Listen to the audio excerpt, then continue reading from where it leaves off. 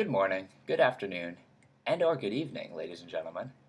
Previously on Breaking Trilogy, we were introduced to the Greek trilogy and a general overview of the Sophists. I hope you all didn't get too excited because this is when the fun begins.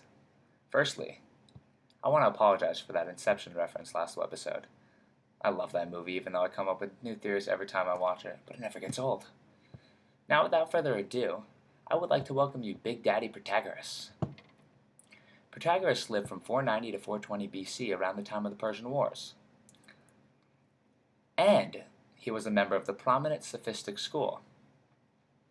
Protagi, as I like to call him, is considered to be the first, most famous, and most influential rhetorician, aka someone who taught rhetoric. I know what you're thinking.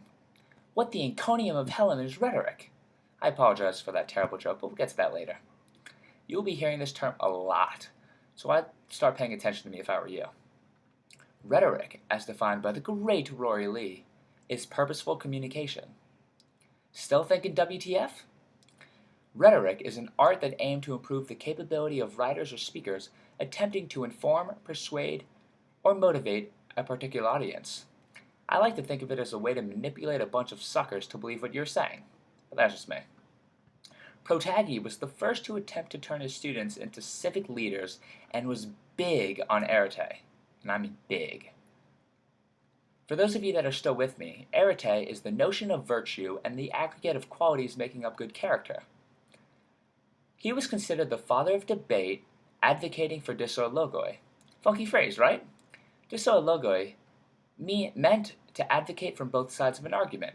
For example, you would have to argue why LeBron should and shouldn't have left Cleveland, even if you are a huge Heat fan and hate the city of Cleveland. If you can tell by my Heat posters, I'm a big LeBron fan, yeah.